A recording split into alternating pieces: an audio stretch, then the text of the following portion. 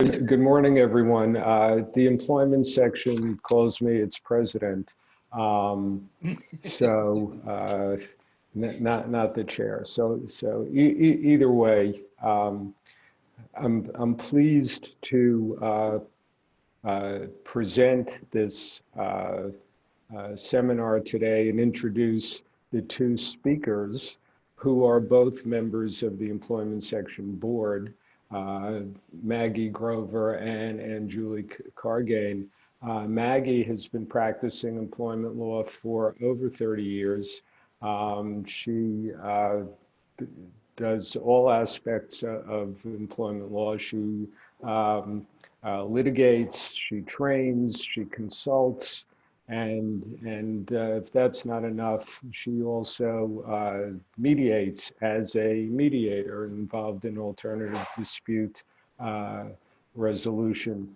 In addition to that, she's a super lawyer and a super athlete, having, so she says, I didn't see this, but she says she's bicycled from Canada down to California, 1,000 miles in 17 days. So I'm impressed. She's also written extensively, spoken extensively, all on employment matters. Anjuli Cargain, despite the fact that she works on the employer side of employment law, is the president-elect of the employment section. She's an associate at Duane Morris, litigates all aspects of employment law, a super lawyer, has written extensively and spoken extensively concerning any issue you want to think of. And if you're an employer, I guess give her a call if you have a problem. She also does workplace training. She didn't tell me anything about her athletic ability, but I know she likes wine because she attended our virtual wine tasting and was an avid participant. So with that, preventing pandemic pandemonium, take it away, Maggie and Anjuli. Good morning, everyone. Thank you for the introduction, David, and welcome to today's presentation. So, as you may well know by now, during the COVID pandemic, businesses have had to react very quickly to a variety of laws, local orders, and other restrictions on their businesses, and also accommodate their workforce at the same time. So it's been an overwhelming set of regulations and a complicated past few months. So the goal for our presentation today is to touch upon some of the key guidance that is relevant to employers as they reopen their workplaces and continue to do business. There are, as I mentioned, a number of different laws. Some of these laws are federal laws that apply to all employers. There are state laws here in California, but there are also a number of local city and county ordinances that have been enacted since March to address COVID-19 concerns. So we're going to talk about those today. In addition, the World Health Organization and the Centers for Disease Control, federal and worldwide organizations, have promulgated guidance as well. So we'll talk about that. So here on the first slide, we point out some of the concerns that employers have to balance. The health of the workforce is important in balancing that with the continuing operations. So what does the health of the workforce mean? We're going to talk about how to address employees in the workplace who are undergoing concerns about themselves in COVID-19, and also the treatment and care for others in their family due to COVID-19. In addition, employees may be affected because of circumstances like school shutdowns that prevent them from going to the workplace. So we'll talk about that. In addition, we'll talk about some of the industry guidance that's applicable to certain types of employers as they decide to continue their operations. And go ahead. I'd like to add to this is these regulations are changing constantly. For example, yesterday during his daily briefing, Governor Newsom announced that he's got another set of guidance that's coming out tomorrow. So we can't talk about what actually is going to come out tomorrow, but know that there are going to be changes, and there are going to be weekly changes as different organizations, different entities come up with new regulations, guidance, orders, whatever they do, and that counties move in and out of the guidance at the state level. Right, and a lot of the information that, as Maggie said, is changing, but a good resource is California's COVID-19 website, which is covid19.ca.gov. And on that website, you'll see some prompts for different types of guidance, and you can kind of click through that and get the most up-to-date information.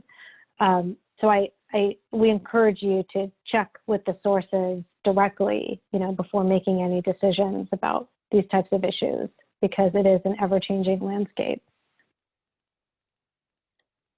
And so I wanted to just touch upon the guidance from the CDC, the Centers for Disease Control, before we move on. It's obviously a huge organization, but they have promulgated guidance about face masks and protective equipment applicable to individuals, but also employees who are working in your businesses. The state of California has its own face mask order. It's a statewide order.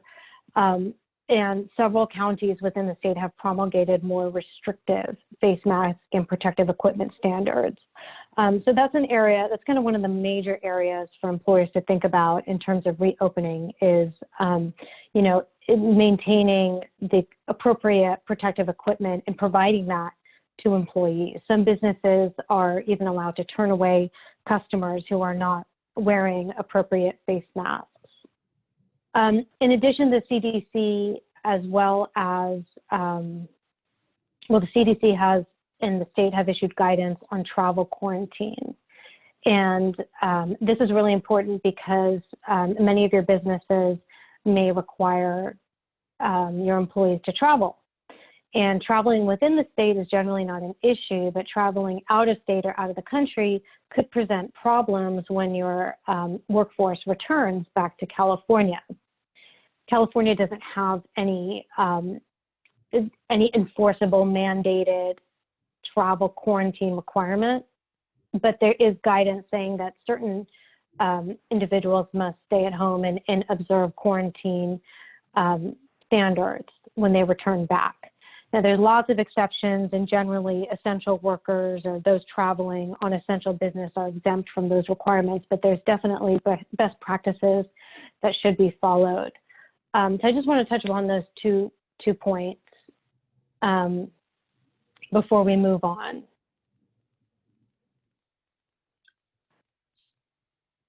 So our next slide goes into safety at work.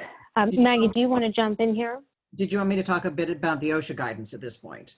So OSHA, sure, yeah, let's do that. OSHA has tried to adapt its regulations and guidance for respiratory illnesses to the COVID-19 pandemic, and is reporting that those same standards for all respiratory illnesses are going to apply in respiratory risks.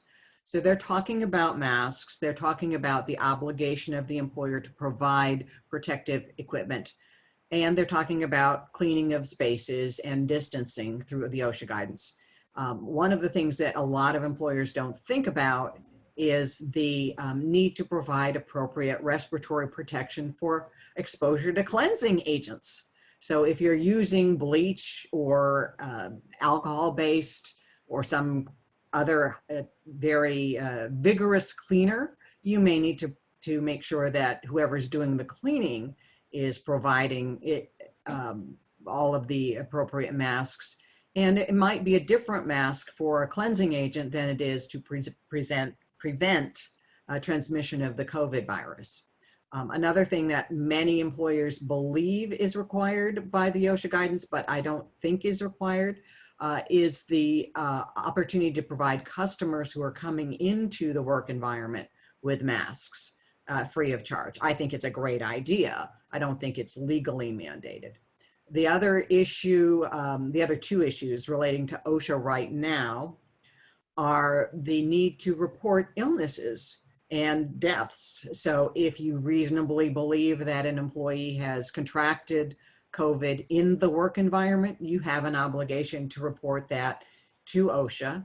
And OSHA is now stepping up and beginning to open up investigations again, and they're reporting a higher number of complaints about failure to provide protective equipment, transmission of disease. I think possibly because people are just afraid and they want to make sure that they have the maximum level of protection if they have to come back into the work environment. So to address these concerns, it's a best practice to develop, if you haven't done so already, workplace safety protocols. So that would involve conducting a hazard and risk assessment, coming up with a preparedness and response plan, a plan to detect, potential sources of work-related COVID-19 transmissions.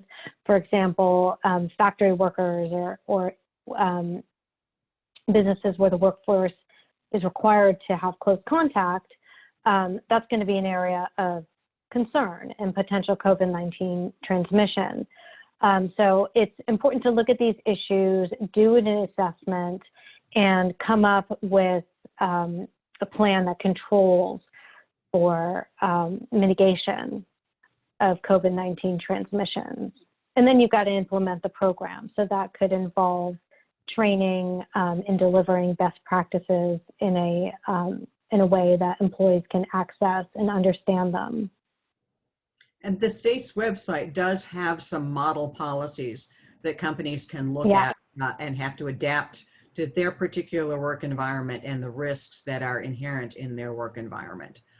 The other thing that the state requires is that employees be trained before they come back into the work environment. So you can't just invite everybody back and say, hey, we're going to train the first day. You have to offer some kind of training to them. I think it's a great idea to reinforce it in their first day back and in your weekly safety meetings if you have those kinds of things.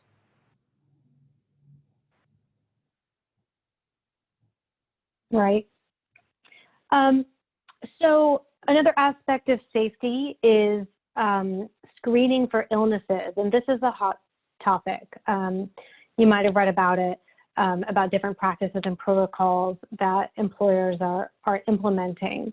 But there's a variety of ways that employers can screen for illnesses, and that these obviously have to be balanced with privacy concerns and other concerns that employees may have if they're required to undergo testing or screening. So I just wanted to touch upon some best practices for considering the types of screening that may be applicable during COVID-19. One of those is designating a specific individual who's authorized to screen employees. So rather than having, a range of managers be vested with the ability to screen, it might be better to designate just one person who's fully up to speed with the appropriate protocols and to be a touch point for the business and employees if there are issues regarding illness screening. You've got to provide appropriate training to any individuals that will be screening. They need to have the appropriate personal protective equipment that's in line with the CDC and state guidance. And as I mentioned, implementing the screening procedures should address the privacy issues of employees and any compensation, such as wage and hour issues that could come up if they're waiting for screening. So if they're at the workplace, but they're standing in line and waiting to be screened, they probably have to be paid for that time. And then the final point is, well, what happens if during the screening symptoms are detected or illness is discovered? You've got to have a plan in place to respond to those employees, customers, or visitors who fall into that bucket. And because the screening is actually a health screen, it's governed by the Americans with Disabilities Act and the California constitutional right of privacy. So one thing that I have seen employers do, which I think is a mistake, is have a log, and the person who is at the door checking temperatures with hopefully one of the no-touch thermometers, then immediately writes down the temperature recorded and the fact that the individual, the employee, has said, oh, I don't have any conditions. And that log is then left lying on a desk for anybody to look at. I think that that creates privacy concerns. When you turn somebody away, that may create privacy concerns because you're now announcing to whoever else is standing in line that they didn't pass the screening test. Anjuli, what do you think is the best practice on that? Well, I think first of all, there's not a requirement to do screening on site. So there are options for self-screening. That may work in some workforces, it may not work with others. So yeah, privacy is a big issue, and it could be an area where lawsuits start to develop if individuals feel like their privacy, their health, their confidentiality with respect to their health is being compromised. So again, I think the way to protect against that is to designate as few people as possible to be privy to that information, and then training that individual on how to keep it private and the need to keep it private, and then also, developing best practices around that in terms of storing information and doing that potentially in some sort of confidential system, electronic system, rather than having multiple documents floating around. So that's an area that's developing, but that's my thought on that point. Yeah, and I also think that there are employees who will voice their concerns about the privacy of their health information if they are screened on their way into work. And for the most part, what I have seen is when you explain to them that it's for their own protection as well as for the protection of everybody else, that they are willing to go through it without a lot of beef. But the other option, which sounds harsh, is to say, we require screening, you're going to have to go through the screening, but you don't have to come to work. And you will be on unpaid leave of absence, or you may even be subject to a layoff, which is really not ideal. But I also think that it would be legal if you want to impose an across-the-board screening requirement. The last point on this slide is unique industry requirements. Again, depending on what your industry is, you're going to have to look for those. And they may be different city to city, county to county. Right. I know that there are a lot of requirements around reopening childcare centers and the number of kids and the pods, and keeping the children and the adults in the same pod. There are lots of requirements around any health facility, any seniors facility. And some of these things are things that small businesses are pushing back on because it makes it more expensive to operate. But there are solid scientifically based reasons for most of the things. And does the employer business have to increase its prices to cover that? May well be, but they can't just wink and nod and pretend they're complying with the industry requirements, because I think that would be significant evidence in any lawsuit that arose because of COVID exposure if the employer was just sidestepping. Right. Yeah, and again, it varies industry to industry, but also county to county. And there's some great guidance for certain counties, and other counties there's not so much guidance. So the recommendation is to employers that operate in multiple counties, I always recommend that they take the most restrictive, most protective to the employee and just apply it across the board, because it's better to do that than to try to figure out what they can do in San Francisco versus what they can do in Walnut Creek and what they can do in Sacramento. Right. Yeah, it's a great tip. So we talked about providing guidance for management on how to, communicate with employees regarding COVID-19 and especially screening for illnesses. Along those same lines, guidance should be provided to management about upholding social distancing requirements and preventing close contact. Although your workplace may not be a factory, it could be just a typical office setting, there's quite a bit of close contact that's possible in that scenario as well. So it's important to not only inform your management about what the standards are, but also to uphold those standards and enforce them. Because as Maggie kind of pointed to already, it's great to have policies, but if the policies are not implemented and employees are not taking them seriously, then there's a real risk of lawsuits based on violations of those standards. Management is going to set the tone for the office. And for example, in private offices, if no one else is likely to come in, you don't have to keep a face mask on all the time. But if people are likely to come in, you should have a face mask on all the time. And I know a lot of executives think, oh, I'm on the phone all the time, I need to be able to breathe, whatever their objection to a face mask is, makes them sidestep that requirement.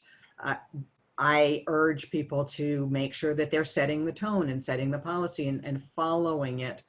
Look for alternate ways of dealing with something. If you're on the phone all the time, get a headset that fits under your face mask, for example. Yeah, great tip. I want to circle back to the travel quarantine issue that I talked about at the beginning of our talk. For workforces where employees are traveling out of state, it's important to consider not only what California's requirements are, but also the requirements of other states. For example, although California does not have an enforceable travel quarantine requirement, meaning that you don't have to quarantine for 14 days once you return or arrive in California, many states, but states like New York, New Jersey, Rhode Island, Pennsylvania, Connecticut have really strict laws. Actually, Pennsylvania's laws is voluntary, but it's expected that people comply, meaning that if your employees go to one of those states, they may have to stay there and be quarantined, for the duration of their trip, or 14 days. So again, there are lots of exceptions for essential workers and essential travel, but it's important to consider not only the employee's resident state, which is probably California, but also the requirements of where they're going to. And if they're returning from someplace, there may be a quarantine requirement. For example, if they've been early in the pandemic when Europe had extremely high rates of exposure and virus transmission, and people who had no symptoms but were coming back from Europe were asked to self-quarantine for 14 days. So look at that as well, and that would trigger potential leave protection. I wanted to talk a little bit about high-risk employees in the workplace and employees who don't want to come to work. That all of the guidance, or not all, but a lot of the guidance says if they can do remote work, they should be permitted to do remote work. That has a disproportionate impact on people who are lower wage earners. It is usually the executives and management level that are more flexible in their ability to do remote work. And so you got a high risk situation that could be, it could have a discriminatory impact. And that's something that employers need to look at when they are talking about really who can do remote work. If you have an employee who is has a prior condition like a lung damage or a history of cancer, or is going through cancer treatment now, and so they are at a higher risk of exposure or a higher risk of long-term damage if they get COVID-19. Those employees, the DOL urges you to be flexible with them and try to find a way for them to do remote work or be more isolated in the work environment. However, if they have a job and they refuse to work, the standards allow the employer to say, well, you don't have any leave. Leave doesn't apply simply because you're uncomfortable coming into the work environment. We ready for the next slide? Right. Yeah. And yes, Okay. we can move on. And I don't want to jump around too much, but I just wanted to highlight that the Department of Labor issued a field assistance bulletin yesterday about remote workers. Now, the focus of that bulletin was wage and hour issues, but I just want to point that out since we're talking about Department of Labor guidance as it pertains to remote workers. So check that out when you have some time. So one of the very first changes in the law that came out was the Families First Coronavirus Response Act, which is a federal law. And it amends the FMLA. And so a lot of small employers were thinking, well, you know, the FMLA does not apply to me because I'm not large enough, but it specifically applies to small employers, employers with 500 or fewer, well, not 500, 499 or fewer employees. And it provides two different kinds of leave for those small employers. The first kind of leave is when the employee themselves is sick, or they have been quarantined, or they are needed to take care of somebody who is quarantined. And that's a 2-week leave. And it is a paid leave. The leave is capped at $551 per day, or their full pay.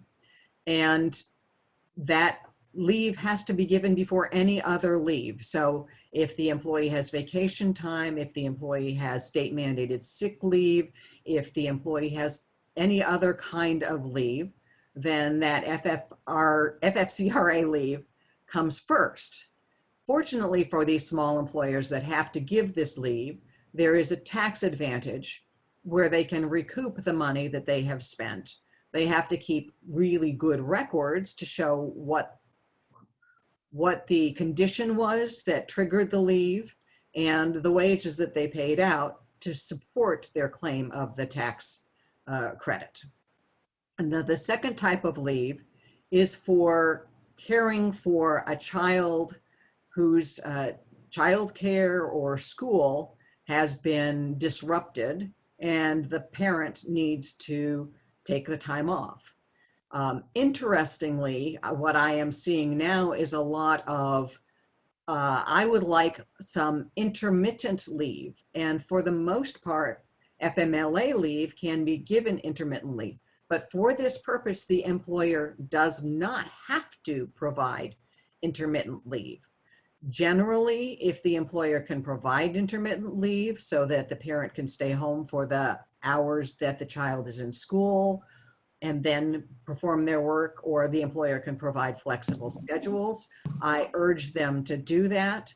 One, you've got an employee who knows their job, and having someone learn their job on a remote basis or a part-time basis is a challenge.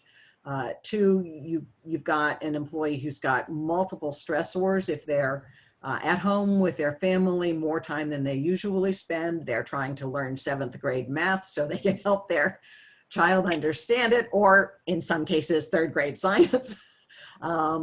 Families that have the parents are not native English speakers, may be learning English along with their children. So there are lots of stressors that are going on that are abnormal. And the Department of Labor, as I mentioned, says work with flexibility to the maximum extent possible. So I encourage employers to be really creative in thinking about how they can accommodate their employees' needs to be with their families, to support their families, and still do their jobs. And that may mean part-time work and part-time leave. This leave, the 12 weeks of leave that's available to the parent or parent equivalent is paid, but it's paid at a reduced rate. So the cap is, I'm gonna forget that actual number, but it's 2/3 of the regular wage, or I think it's $200 a day.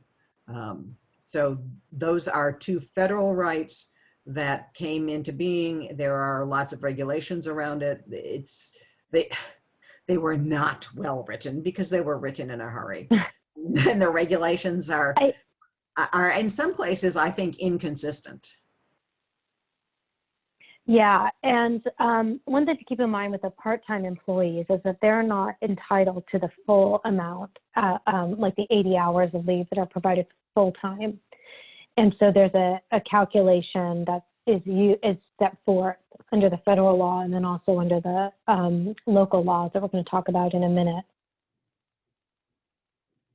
So did you want to talk about state? Yeah, sure. So in your materials today, you'll see an article, that summarizes the California state and local leave laws, as well as the emergency local ordinances that have been enacted. Generally, these are known as paid sick leave laws. However, some of the existing laws apply to COVID-19 related circumstances. So in addition to the FFCRA, the federal law, and FEMLA, employers may be required to pay paid sick and family leave benefits under either the state or local ordinances, as well as their own leave policies, right? So those have to be considered as well. So starting with the existing state, the pre-COVID-19 laws, in California, certain counties, such as San Diego, have existing ordinances that provide for leave benefits to be paid for circumstances like a public emergency. So San Diego has not come up with any COVID-19 related local law, but its existing paid sick leave law could presumably pertain to an employee who needs leave during COVID-19 for a school closure. So it's important to take a look at what the existing paid sick leave laws are to see if any might apply. Now, 3 cities in California promulgated paid sick leave ordinances in response to the FFCRA. So Maggie told you about the 500 or 499 employee maximum that the FFCRA applies to. So for employers who have 500 or more employees, the FFCRA doesn't apply. But the cities of San Francisco, Los Angeles, and San Jose enacted essentially equivalent paid leave laws for large employers, so employers with 500 or more employees. Those laws came into effect in early April, and some of them have expired. The San Francisco law, called the San Francisco Public Health Emergency Leave Ordinance, was extended until August 16th. There may be legislation, the city may pass a law to extend that. That's very possible. So under these local ordinances, employers have been required to provide equivalent leave benefits, either 80 hours for full-time employees or a part-time employee equivalent based on their hours worked over a certain period of time. although they may be large employers. Each one of these city ordinances has different exemptions. So some apply to all employees in the workforce, some apply to only certain employees. Some of these ordinances apply to temporary or contract employees, some do not. So it's important to take a look at those and see if leave can or should have been provided to employees under those ordinances. Now, typically the way these laws are drafted, if the employer's policy has already allotted leave and that leave has been taken by the employee, the employers don't have to give extra leave beyond the 80 hours or the part-time equivalent. Statewide, for employees working in the food industry, so it's anyone from food, farming and agriculture, all the way up to fast food establishments and restaurants, there's a special paid leave law that came up to provide FFCRA equivalent leave to those workers. So important to take a look at that if that pertains to the industry. I think that's all I wanted to talk about with the state and local leave laws. You'll see that. Sure. So workers' comp leave is going to apply if the employee has a work-related illness or injury, and if the employee contracts coronavirus in the work environment. That is protected time off under the California workers' compensation system.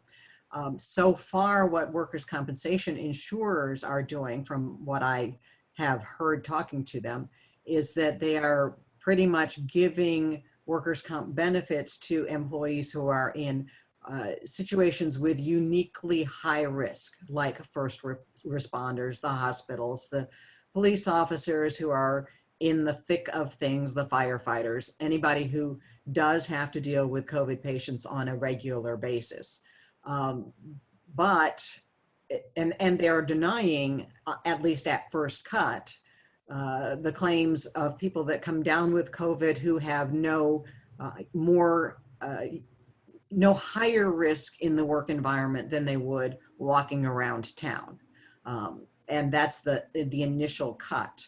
However, if an employee comes up with some solid evidence that they were exposed at the workplace, then workers' comp would have to trigger, and the employer would have to provide that time off. For example, I am aware of one manufacturing facility that was, they had 3 workers who came down with COVID-19 all at the same time. One of them died, and then 4 other people who were in that same work environment were diagnosed with COVID-19 within 2 weeks. And those 4 other people do have a workers' comp claim that I think is reasonably valid. It is obviously difficult to track, but I think they are developing better tracking tools. I don't know that we're using them yet, but for now, if they can demonstrate, if the worker can demonstrate some realistic risk of exposure, it should be a workers' comp leave, and you should treat it as such. And that would mean that it would be paid through workers' comp. I think they still would get, if the employer has to provide the family's first coronavirus leave, they would get that first before they went on to the lower paid workers' comp system. And one thing I forgot to mention about the FFCRA is that it sunsets at the end of this year. And this is not something right now that is going to be another 12 weeks in 2021 if we are seeing another wave and still unable to have realistic treatments or a realistic vaccine by then. But will Congress extend it if we are still in pandemic mode? I think that we will see some kind of extension, but right now it ends at the end of this year. So moving on to the Americans with Disabilities claim. There are employees who are saying, and employee counsel who are saying that If an employee has a fear of COVID, that is can be viewed as a disability that should be accommodated. And that if they are afraid to come into the work environment because of their fear of COVID, then you have to at least engage in a reasonable discussion, good faith interactive discussion of a reasonable accommodation. So far, I have not seen any regulation or guidance specifically from any federal or state agency saying that this really is an appropriate type of accommodation to provide. I think that if they talked about being high risk themselves, someone who has lung damage, going through cancer treatment, or any of the other, an employee in their 60s or 70s who has higher risk, that's not by itself a disability if it doesn't interfere with a major life activity at all. The standard for what is a disability, however, is fairly low. Lung damage actually probably is going to be a disability, but simply being old, there are cases that say that's not a disability by itself. And the lung damage doesn't actually prevent them from doing their job. So what is the reasonable accommodation is always going to be the question the employer is asking. I would still look at it from the employer's perspective to see if there's some flexibility that you can provide. Again, it's a morale issue. It's an issue of having employees who understand your work environment and understand your work rules and what you're doing. And they are a valuable asset to particularly small employers that this is going to put a greater burden on. And you're going to have to balance the burdens. If you're an employer that's gone through a reduction in force and you've got someone who wants to remain at home and be on unpaid leave for the duration of the pandemic, and you've already reduced your workforce, that may be a very valid way of accommodating them. Okay, you're going on unpaid leave instead of having to put someone through a furlough or lay off another employee. The same is true, I think, of ADA leave to protect a high-risk family member. Employees just don't want to be in the work environment potentially bringing home the COVID virus. I think that those employees, the discussion goes a little differently because it's the family member, and you can talk about ways that they can protect themselves at work and protect the family member. There are plenty of first responders, people who are dealing with treating COVID patients regularly, who have adopted procedures and go home to their families and are not spreading the virus within their families. So there are ways that this can be done, but it's part of the interactive discussion. And the interactive discussion, I think, in this environment, you can put some responsibility on the employee themselves. Would you agree or disagree with that, Anjuli? Oh, I agree with that. Okay. Yay. Yeah. Let's move on to the slide. So I generally see one or two sort of out there employee relationships in a year. I have seen, I think, 8 so far since March this year. And much of it is because we are all under stress.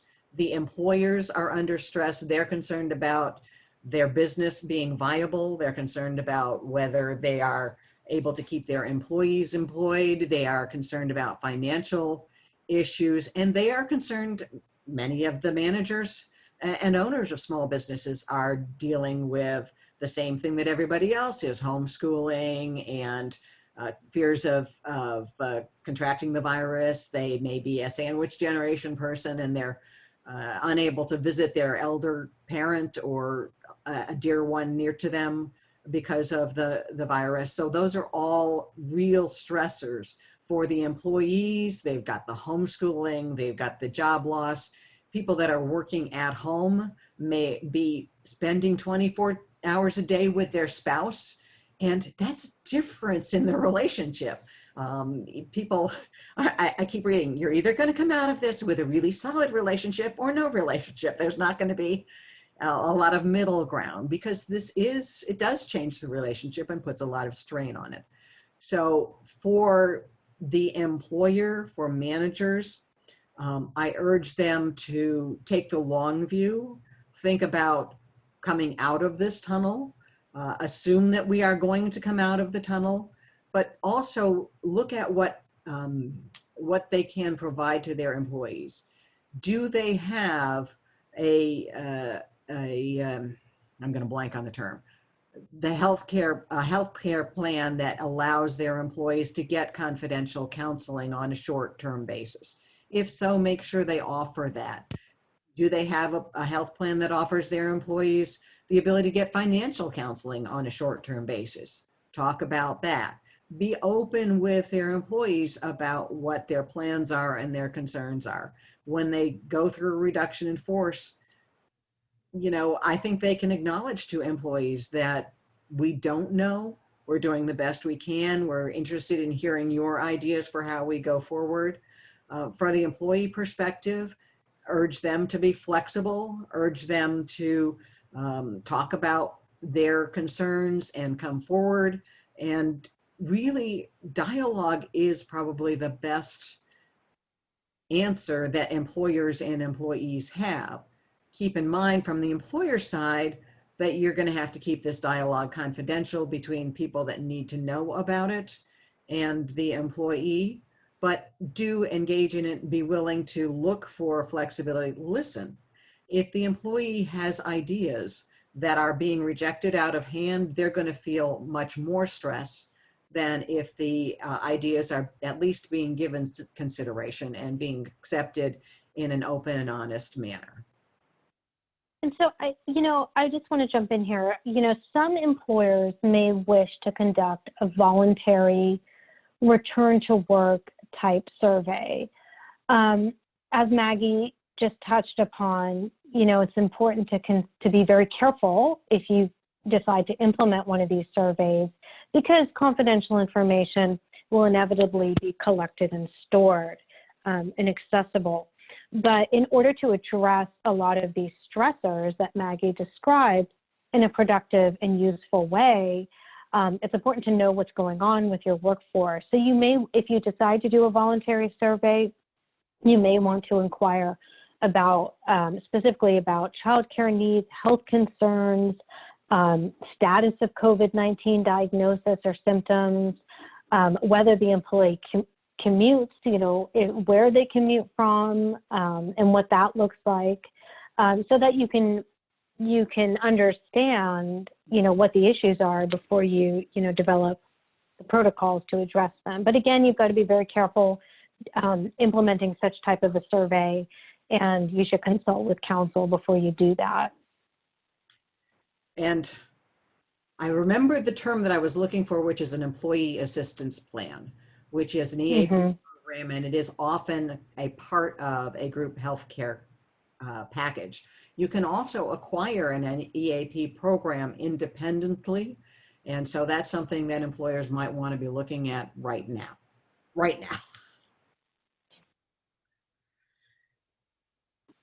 So, wage and hour implications. Do you want to take the lead on this? Sure. Yeah. Are we planning to take a quick break, David, or should we go right into the next topic? It's up to you. If you want to take a break, take a break. One thing that we didn't say at the outset is we are going to have questions, and maybe if any questions have come in so far, David, if you want to read those, and that would be good. Yeah, that might be it might be a good time to. No open questions. Oh my! So you okay. are answering everyone's crystal clear question. Folks, come on. So then let's questions. Maggie, unless you disagree, let's go on then to wage and hour issues. That sounds good. Okay, so we've touched upon already the fact that, remote work is the new normal. And we've told you about the DOL guidance that came out yesterday on wage and hour issues under federal law pertaining to remote workers. Now, our firm wrote an article on that. So if you'd like a copy of that, please contact me. I think it's too late to get it into the materials for today. But we did put together a very nice piece summarizing the DOL's field assistance bulletin applicable to remote workers. To the extent that employers are going to allow teleworking arrangements, which we recommend they do, employers need to ensure compliance with all of the wage and hour laws.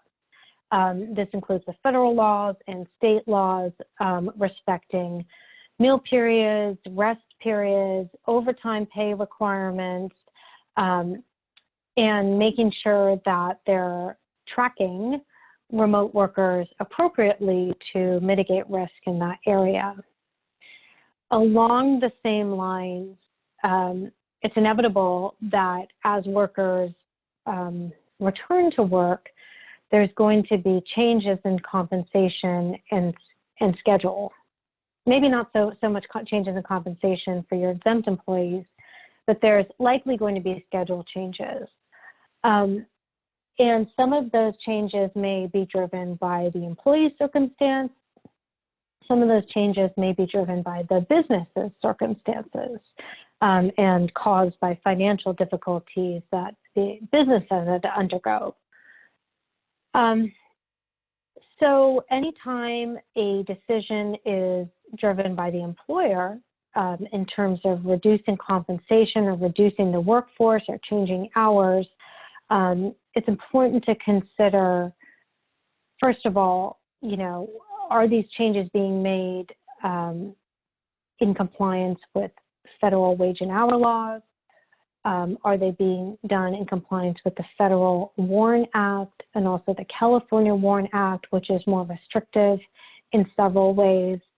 And also, are they being done in a non-discriminatory way to prevent the result of having older people be on the list of people who are being laid off, or people of color, or people who share other types of protected characteristics?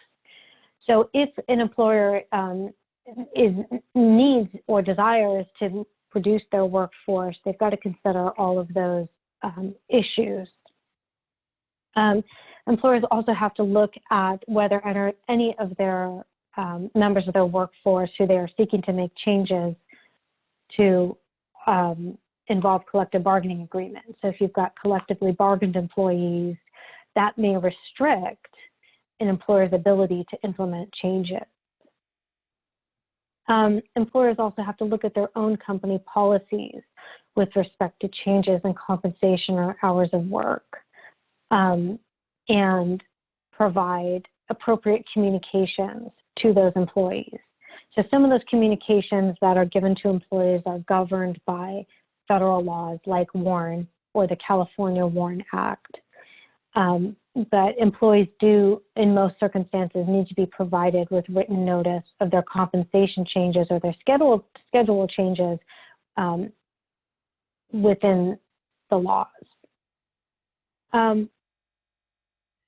So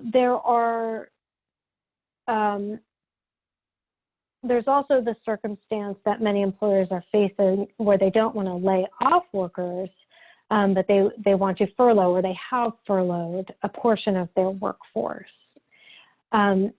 California law treats furloughs differently if they are short-term versus long-term, meaning they last, I think it's more than 30 days. So furlough, under California law, furloughs lasting longer than 30 days may be considered a layoff triggering either the California WARN or the federal WARN Act. So it's important to look at that closely. A temporary furlough may be okay, but a longer furlough may have broader implications. In addition to that, there's the intersection of unemployment insurance laws and furloughs and layoffs. So employees who are furloughed may likely make inquiries about whether or not they're eligible to collect unemployment insurance benefits. Unemployment insurance is governed by California law in the EDD, but there are also there's a federal counterpart that emerged during COVID called the CARES Act. I'm sure you've heard about it. It's a very complicated law, but that for a certain period of time provided a supplement. And I'm not certain if the CARES Act has been extended beyond its end of July sunset. Maggie, do you know? I think they're still fighting about it. I think that's one of the that's going back and forth. That was my take on it too. Yeah. Right. And so it's a very active space right now. There's a lot of legislation that's being considered about with respect to extensions of the CARES Act.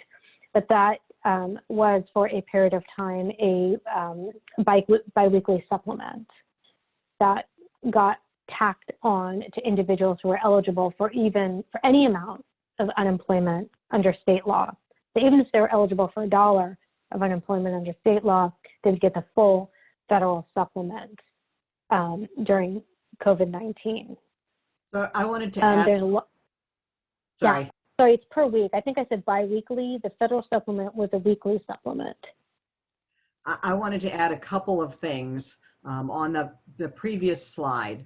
One of the things that some employers are doing is saying, we have work for you, but it's not full-time work. And so we're going to cut people down to 3 days a week or 4 days a week or 2.5 days a week so that because we don't want to lay people off and we don't have the amount of work. So we're just going to cut your hours and your pay. And the problem with doing that for exempt employees is that an exempt employee is required to have the same salary week in and week out without regard to the amount of work they perform.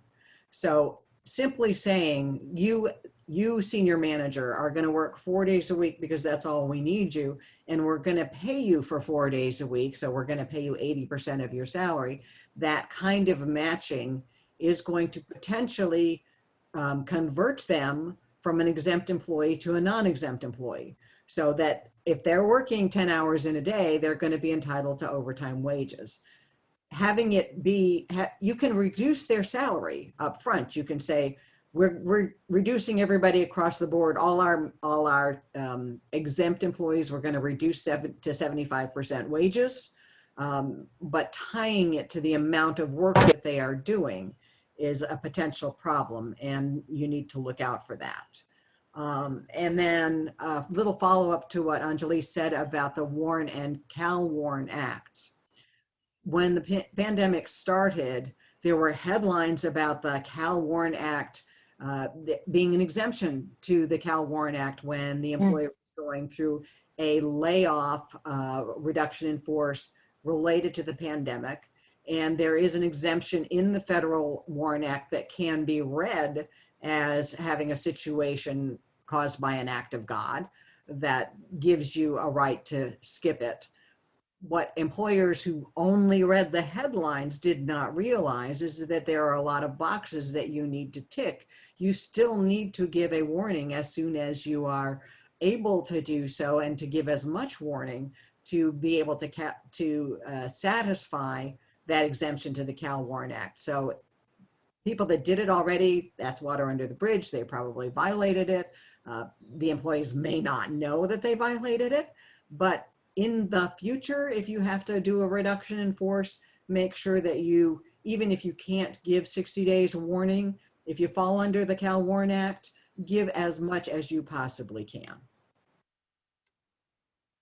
Yeah, that's a good suggestion. And in I think it's also important to touch upon communication, appropriate ways and best practices to communicate with employees who are being furloughed. For Warren, there are specific requirements. that have to be in the employees' the notice to the employees. But for furloughed employees, it's really up to the employer's discretion in terms of all of the content that they put in those letters. In communicating with furloughed employees, it's a best practice to do that in writing and do it in a way that explains, even in broad terms, the circumstances of the layoff, and, you know, as it pertains to the particular business. In addition, if it's applicable, the employer could state that they are continuing to review, you know, or that is an ongoing process in terms of determining who can come back to work.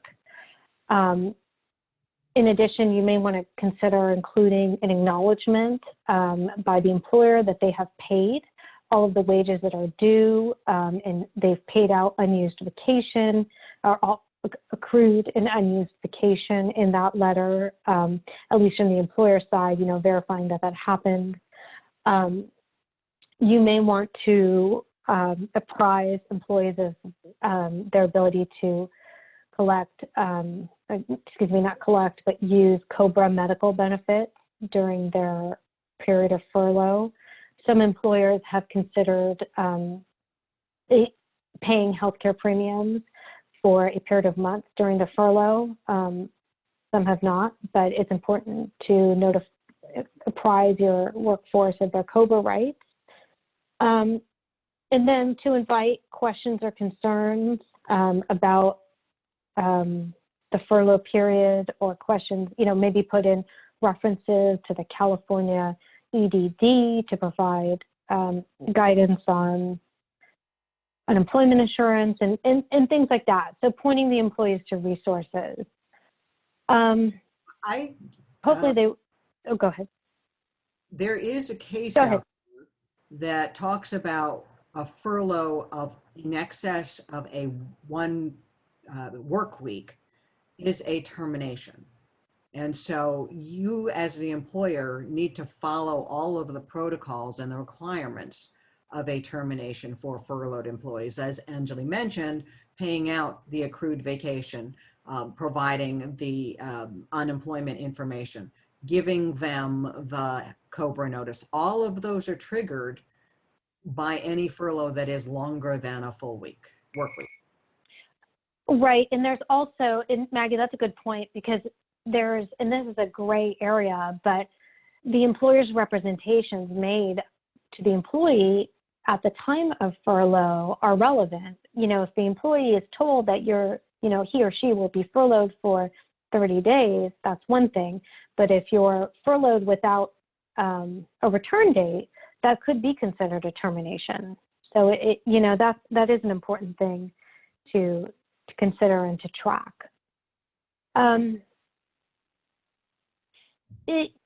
In terms of when employees, for those employees who are called back, a best practice is to have some sort of work certification for those employees who are returning from furloughs, who are returning from layoffs, or even self-quarantined, where they indicate whether or not they have been diagnosed with COVID-19 or experienced symptoms of COVID-19, or even come into close contact with someone who's had COVID-19 during that period of furlough or absence. This is important because, you know, furloughs and layoffs could span several weeks, you know, or maybe even months at this point. And you want to be able to track these circumstances when employees do return to work. So that's a suggested protocol. All right, there we go. So diversity and inclusion is an issue that has been arising in a variety of contexts with COVID-19. As I mentioned earlier, it is far more likely to be people of color and women who are in the jobs where they're in the front line essential worker positions. It is also, as people reopen restaurants, far more likely that it's people of color that are the servers and exposed. the employees who are able to work at home remotely, feel safe, are usually more likely to be your Caucasian employees. And so there is that bias. But another thing that I have seen several of already, and I can only imagine that it's going to be an explosion in the long term, is claims of discrimination in the reduction in force and inviting people back. I've seen employers who are acting very quickly to reduce their employee population. They're not necessarily letting everybody go. They may be letting go a half of the population or a quarter of the population. They may be letting go of a particular aspect of the workforce. Normally, when an employee goes through a reduction in force for economic reasons, they do a lot of charting and they plot the ages of the employees that are being let go and the ages of those being retained and the genders and the national origins and the religions and the races. When you are thinking keeping all of these employees on the payroll for the next however long is going to bleed me dry, you just slash and don't necessarily go through that analysis. Again, for employers that have already done this, at least when they start bringing people back, they should look at the balance of people that are coming back.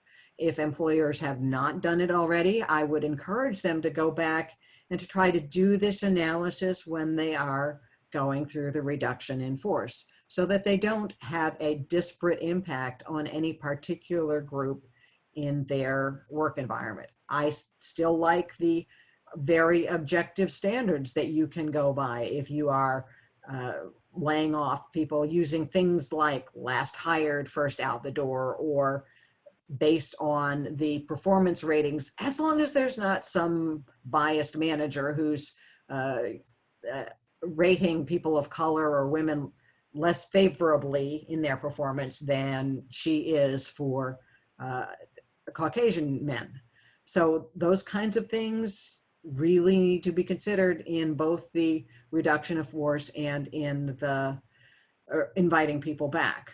For Americans with disabilities claims, disabled people, I think that we're going to be seeing more failure to accommodate, failure to engage in the interactive discussion of accommodation, some from fear of contracting COVID, some from the need to attend to families, and some from I've had COVID and now I've been cleared, or I've been exposed to COVID and now I've been cleared by my doctor to come back to work, but you don't let me, or I am being shunned in the workplace.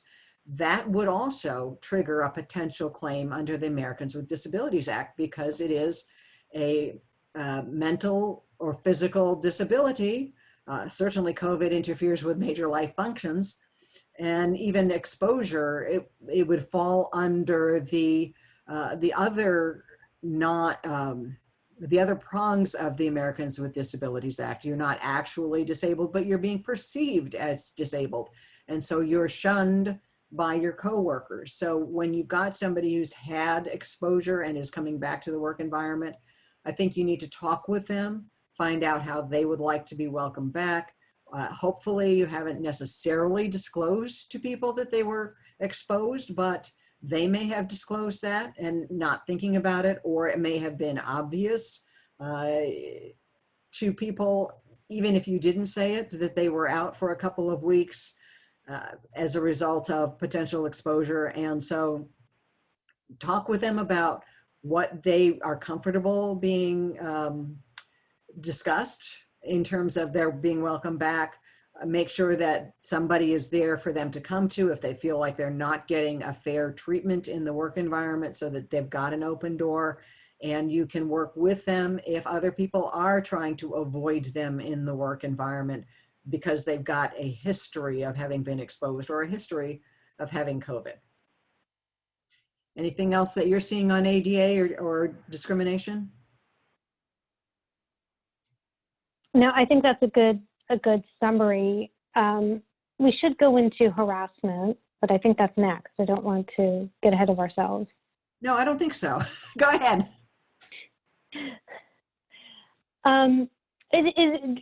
The point here was just to highlight that workplace harassment is still, can still be a concern even in the remote environment. And managers could benefit from training their staff about, appropriate communication over electronic methods like Zoom or teleconferences or video conferences, things like that. So I just wanted to touch upon that because it has been something that's been in the legal news. Harassment is present and can still be present in this setting. Yeah, the nature of harassment has changed because you're not seeing claims of somebody groping me because you're not face to face. But I think there are two factors leading to it. One is remote communications. We are just not as familiar with it. You don't see the body language. You don't maybe get the nuances of what the person is saying.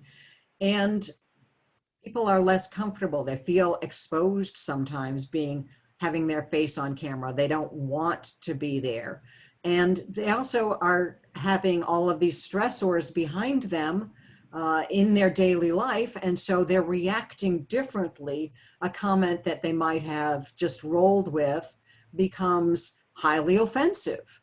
And people who are in an isolated environment, they may be living alone, not having a lot of contact with people, and they may have a lot of expectations. This is their social life as well as their work life.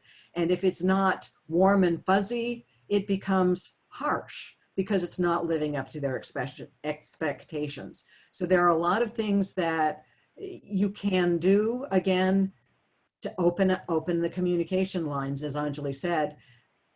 Make sure people are comfortable. Make sure that you are listening to them. Make sure they feel that you're listening to them as part of the discussion. That's one of the things that I have seen in the investigations I'm conducting now is a feeling that I'm alone and not being listened to and not being supported. So we have to, as the managers, need to find different ways to support the employees. A lot of claims of harassment really are claims of poor communication and poor management. And that's true now probably twice as much as it was before the pandemic started, in my experience, sort of ad hoc experience. Thanks for reminding us that we needed to talk about that. And then in the workplace, performance tracking. Super hard to work with a team, super hard to motivate people, super hard to supervise people when you can't just walk down and say, hey, come into my office, let's talk about this. When you have to summon somebody to a 10 o'clock Zoom and you're looking them in the eye over the internet, that has a lot more impact than a casual chat about, hey, this report could have been improved. Even if you use exactly the same language, you are having to record and reflect your documentation of performance in a different way. Emails are fabulous for performance improvement tools, but the manager really needs to be trained on how to write those emails so that they are positive, that the goal when you read the email is improving the performance, not sending somebody down the termination path. People are really afraid now. You've let go of 25% of the workforce and I'm not doing well. That's going to start causing fear in me about, am I the next person to be let go? So offer managers training in how to do that. Make sure that HR's door is open and that HR communicates with the managers about their availability and maybe runs mock sessions with the manager before the manager calls the employee to talk about the performance issues. Yeah, and also it's important in those discussions between HR and management to look at what is the employer's policy for implementing performance improvement plans. You know, what is the criteria that employees have to meet, and what happens depending on the level of employee, you know, if those criteria are not met. Because as Maggie pointed to, a lot of people who are in situations where their performance is being addressed, they may think they're being set up to be laid off. And while it may be entirely permissible under the law, you've got to make sure it fits in with your policies as well. And remote working creates many ethical issues, many opportunities for ethical missteps from both the employer and the employee perspective. I want to start by talking about the employer perspective. Gosh, I have to let go some of my workforce. Normally, I wouldn't be letting go of Sam, but she's been a troublesome employee, and I'm just going to hide it in this reduction in force. Yeah, probably not the way to get rid of Sam, but a lot of employers are thinking that. Another employer side is the privilege. What privileges people have and can abuse in their remote work environment. And when they are choosing to outsource work, are they choosing to do that again for the wrong reasons, or is there a particular need to outsource work? And when you are outsourcing work or having people work remotely, are you providing appropriate security for your confidential data? This is huge for employers or for lawyers, because we've got client communications and other data that's out there. Those of us that work in employment law are going to have both client communications, and we may have confidential information about the employee because we're helping the employer slice and dice their workforce or work through what kinds of accommodations might be necessary. So we've got health information, we've got pay information, and we've got client confidential information. And if we're using the wrong software program, we are potentially setting ourselves up for a violation of our own ethical responsibilities as lawyers. Now, from the employee side, there are very creative ways that I have seen for employees to engage in things that are of questionable ethics, I think. I heard, again, some of this is ad hoc, some of this comes from my clients. An employee decided to move, and I've seen lots of statistics that employees are abandoning San Francisco, but the employees are doing it without telling their employers. Okay, I'm going to continue working remotely from Kansas where it's cheaper, or from my parents' home where it's less expensive, and I'll have some family around to support me during this difficult time. They're working in remote locations. Another thing that I'm seeing happen is a lot of questions about the time that's being recorded. The employee doesn't have anyone there to supervise. Are they truly working an 8-hour day, or are they working a 5-hour day and reflecting that they are being active and productive during an entire 8-hour day? I have heard of employees that have just gone on vacation without telling anyone, and they're clocking in and they're really on vacation. So that creates ethical issues, and it also creates issues if they are traveling about what to do with them on the return. They're just not, they may know that the employer is saying, well, if you go to Mexico and come back, you're going to have to quarantine for 14 days before you come back to work. So they don't bother to say that they are going to Mexico and coming back. And I think the remote work environment gives the employee the opportunity to engage in security breaches because they may well have more access to confidential data that was locked up in the company's servers if the company hasn't appropriately set up the remote connections. So the employee is able to download the secret formula of Coke and then sells it to a competitor, or uses that confidential data to begin to set up a competing business. If you've got an employee who's got access to pricing and profit points and the names of contacts of your customers and the customer's needs, you've given them the opportunity to really think about how they could do this better and all of the information they need to communicate to your customers about how they could do it better. And if you've got them on a reduced schedule, they may have the time to start setting that up and make the plans and run off with some of your business, even as reduced as it already is. So those are the things that I see as potential ethical issues, but I know that there are people out there that are way more creative than I am that are going to come up with some other stuff. Have you seen anything interesting, Anjuli?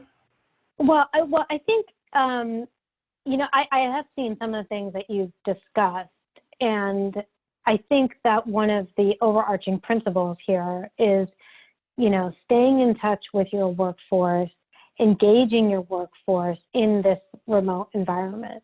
And that can be difficult to do. It's time consuming, and managers, you know, supervisors themselves have better things to do per se than just have check-ins. Especially for those of us who bill, it can be, we're discouraged to do that. But it's important, you know, it's important to stay in touch and to keep track of where people are, what they're doing, engage them. If you can't engage them in a particular client-related or billable work or, you know, type assignment, you know, find something for them to do that's productive and in furtherance of business goals to keep them engaged. Because that, I think, prevents a lot of these issues, the ideas, from starting and being implemented. That's my take on that issue. You know, I've heard a lot of companies have virtual coffee breaks and things like that. And that's just one example of an effective tool to keep people in the loop. I was actually and out of trouble. Whether you thought virtual coffee breaks were a good use of time. So speaking of breaks, it's almost 11:30 and we have some questions in the chat and one question in the Q&A. So if you think appropriate, now may be a time to get to those questions. That sounds great. Sure.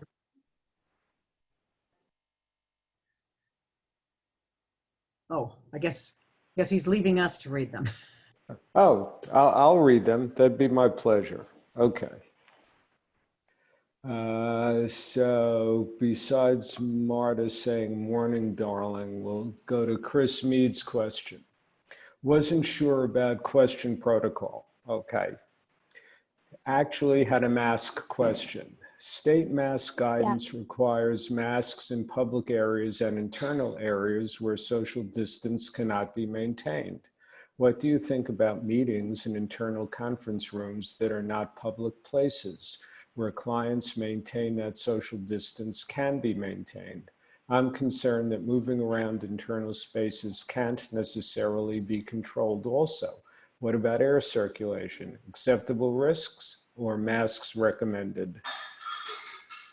So, yeah, good questions. Taking into account CDC guidance and California Department of Health guidance, the protocol suggests that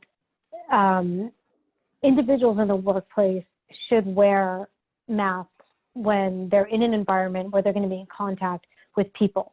So that's beyond just where social distancing is not possible. The scientific risk of being in a room where air is circulated from another space. I don't think that's been determined by any health agency, but to prevent against that, face masks are encouraged. Now, they're not mandated, but they're encouraged. Some states, and actually, if you have questions on any states outside of California, I have a state-by-state chart that I've put together on this, so please contact me instead of digging up the guidance on your own. But some states have issued guidance particular to face mask requirements in the workplace, and they've got specific protocols when face masks are and are not required. So that, California is not there yet, but it might be. I have been in depositions, like an in-person deposition in a conference room where we wore gloves and we wore face masks. The deponent did not have her face mask on, but that was a voluntary choice. So I think the short answer is that protocols are being developed. Each state and each county is doing that at a different pace and at a different level of specificity. So, I mean, that's really the best answer that we can give right now is, follow the CDC guidance and California State Department of Health guidance, which is pretty detailed and available online. I think one of the issues that comes up is, well, what happens if someone refuses to wear a mask? What can and can't you do? And I think that you can adopt internal, more protective requirements than the CDC guidance. There are already some decisions, regulations saying that businesses can turn away potential customers for refusing to wear face masks. And remember, the initial guidance about face masks was that my face mask protects you and your face mask protects me. And so if you have employees who are concerned about coronavirus transmission in the workplace, I would urge you to be more protective and to require face masks for everyone in the work environment, unless they are in a private office where they are not likely to be interrupted. So even a 12-foot, 25-foot conference room with only 2 people in it, somebody's going to get up and walk around and pace, and somebody's going to get nervous about it. Certainly, if you are running a production line, or you're running a preschool where you're chasing after toddlers, you're going to be entering other people's space without thinking about it. And so I encourage people to have higher standards than the minimum for the comfort of the people that are afraid. The other thing that I am seeing across the board is that people are becoming more relaxed about their social distancing, forgetting about it.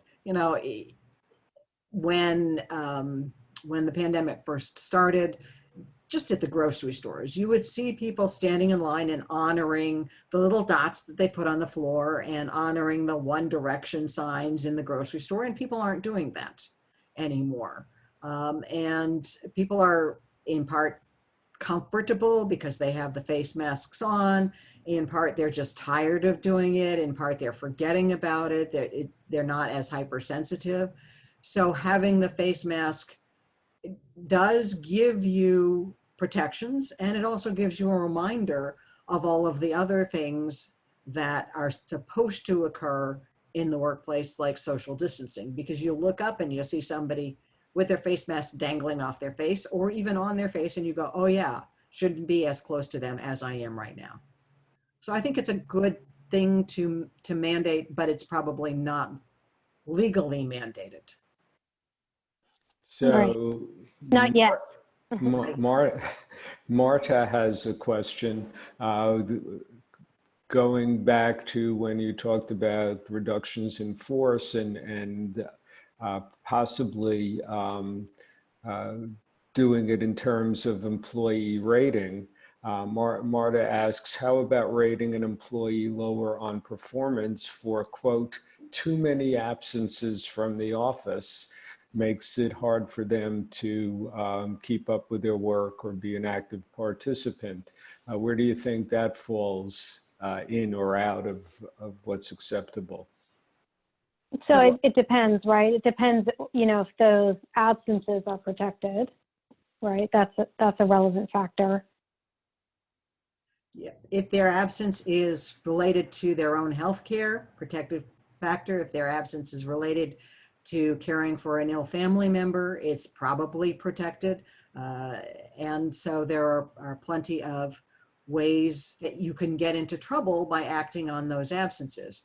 If their absences are related to active drug use or active alcoholism, probably not protected. The same kinds of concerns that you would have in a non-COVID environment are the concerns you want to look at in the COVID environment. And, we're seeing in the news, at least I'm seeing in the news, the idea of motherhood bias during COVID-19, and that's a developing area. Not a protected characteristic per se, but, if everyone on the warn layoff list is a working mother, that's going to, that's going to look a certain way and could expose the employer to risk. So, it's important that any decisions that are being made are done so on a non-discriminatory basis. But your question is whether just putting someone on the list because of absences, well, there may be a very legitimate reason to do so. It depends. You have to look deeper and say, well, what were the reasons that they were absent, and are those protected or are they not protected, like Maggie just said? And you may not be able to go back to the same kind of standards in evaluating whether it's a protected leave of absence, because you may not get a doctor's note for someone who's been exposed to COVID. The doctors don't want to see them necessarily. And some of the leave requirements say you cannot ask for a doctor's note for COVID right. exposure or even for a COVID diagnosis. So you can't just say, well, you didn't give me a doctor's note and I asked for it. You're going to have to accept the employee's report. Representation, yeah. So another question, this one in the Q&A from David Marciano. I believe Maggie stated earlier that ADA protects workers who express fear of returning to workplace and getting exposed to COVID. If so, what is the case or authority supporting this? If I said that, then I overstated it. What I've said is people are making claims that it does. I have not seen a case or authority supporting it. I think that a fear could be a mental disability if it affects their ability to function, to carry out a major life function. I think that you would need a diagnosis of that. But if they have other underlying characteristics that already constitute a disability, that may make the fear more reasonable. I think we're going to see a litigation around that, but I don't think there is yet a case or guidance other than the Department of Labor, Federal Department of Labor guidance saying, please be lenient and flexible to the maximum extent possible. Which leads into another question from Chris, wondering if you're seeing pandemic claims yet. Most of my work has been counseling employers on leaves, telework policies, application of FFCRA. I'm not seeing a lot of claims from furloughed or laid off employees yet. I have not seen claims either, but lots of Q&A with clients about, how to respond to employee inquiries, why am I being placed on leave, or what benefits do I have, things like that. But, it's still early on. I am seeing claims. In the process. No, okay, good to know. What type of claims? I've seen claims that the employer laid off a disproportionate number of fill in the blank, returned to work a disproportionate number of fill in the blank, I've seen claims that by raising questions about my rights during COVID, I was fired. And so it's, I have a pre-existing health condition, and so it's disability discrimination because you didn't like me asking questions about my right to time off. So I am seeing some of those already. Yeah, They're not yet in litigation, they're in pre-litigation stages.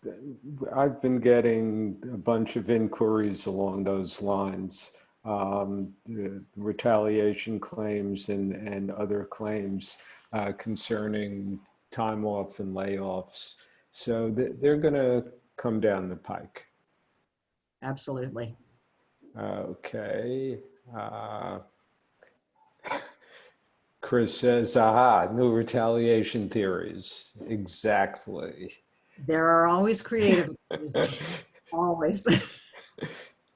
We employee side lawyers have to keep you defense side lawyers actively engaged and in practice.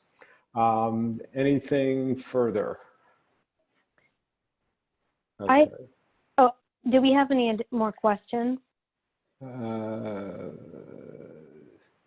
How much information would you say an employer can ask for contact tracing purposes and FFCRA leave purposes without jeopardizing employee privacy?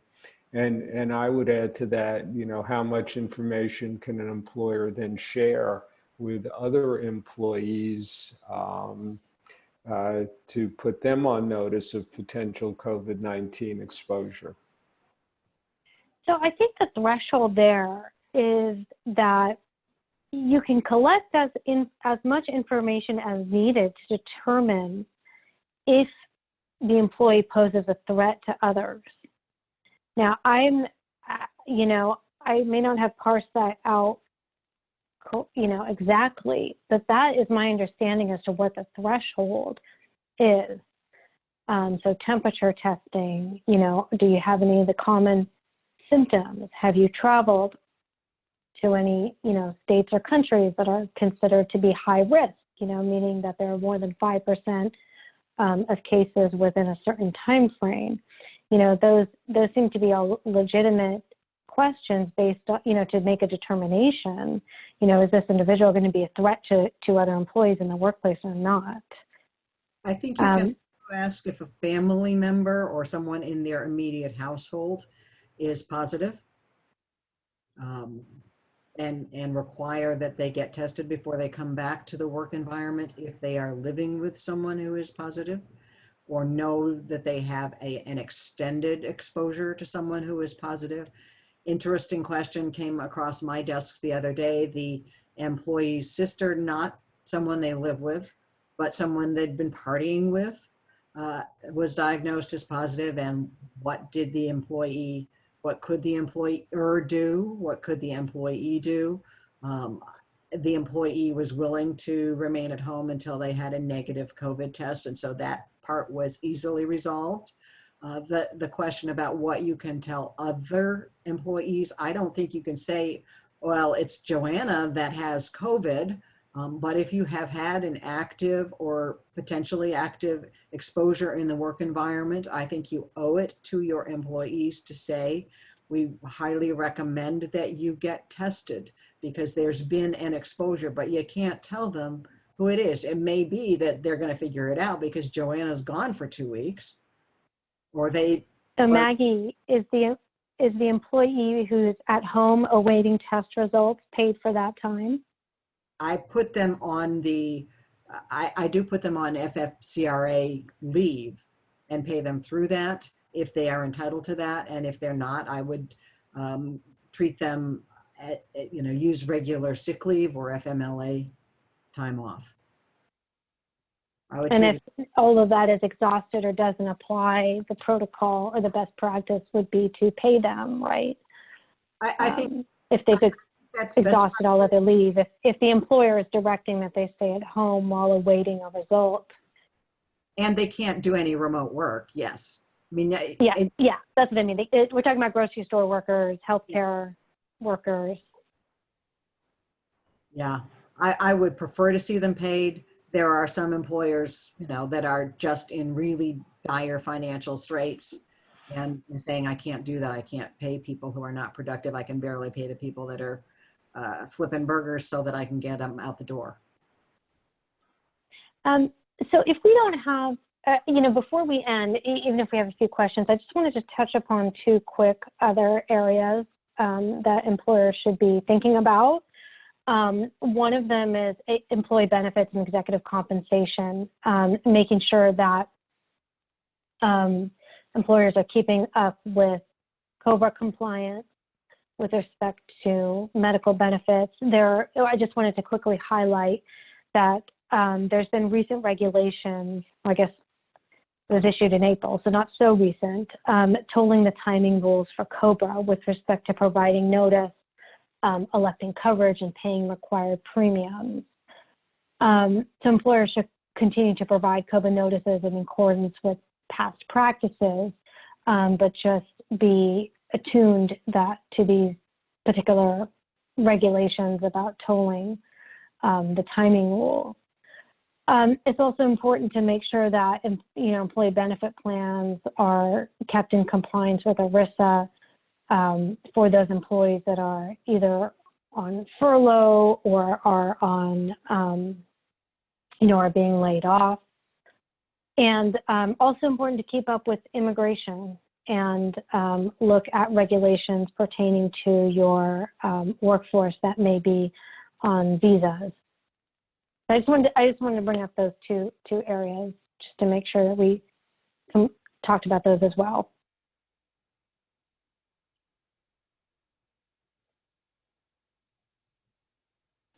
Okay, any other questions? So then Be good this to go. this is it. This ends this informative and useful and timely seminar, but also highlights the need for another seminar on training in the workplace and how to train employers to treat their employees appropriately in the age of COVID-19. So you all can look forward to that from the labor and employment section. Okay. Thank you all very much. Anjuli, Maggie, David, thanks so much. And we look forward to more from the employment section. Have a great day, everybody. Thank you. You're going to get plenty.